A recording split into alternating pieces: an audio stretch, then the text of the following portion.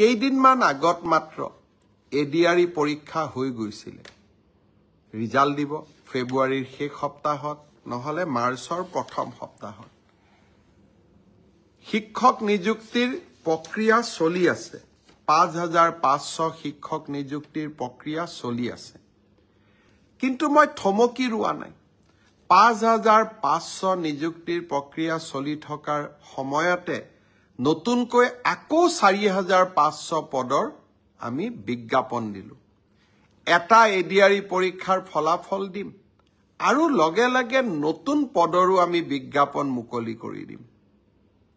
আশা স্তব্ধ হ'ব নোৱাৰে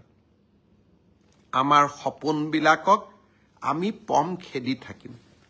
আৰু যিসকলে চৰকাৰী কৰ্মসংস্থাপন নাপাব তেওঁলোকৰ কাৰণে মুখ্যমন্ত্ৰীৰ আত্মনিৰ্ভৰ অসম সেমি কণ্ডাক্টৰৰ দৰে অজস্ৰ উদ্যোগ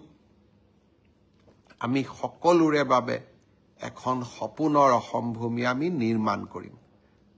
নতুন বছৰৰ আৰম্ভণিতে অলপ আশাৰ কথা কৈছো অসমত নিৰাশাৰ কথা কোৱা মানুহ বহুত আছে তেওঁলোকৰ পৰা অলপ ব্যতিক্ৰমত গৈ মই সদায় আশাৰ বাণী মানুহৰ মাজত বিতৰণ কৰিব খোজো কোনোবাই কৈছে ফ্লাইঅভাৰ বনালে কি হ'ব যদি ফ্লাইঅভাৰ বনালে একোৱেই নহয় তেতিয়ালে মুম্বাইত কিয় ফ্লাইঅভাৰ হৈ আছে দিল্লীত কিয় ফ্লাইঅভাৰ হৈ আছে ফ্লাইঅভাৰ এখন হোৱাৰ পিছত সানমাৰীৰ পৰা গণেশগুৰিলৈ কিমান সোনকালে আহিব পাৰো আজি ফ্লাইঅভাৰ এখন হোৱাৰ পিছত আমি বিমান কোঠলৈ যাওঁতে আমাক কিমান সময় লাগে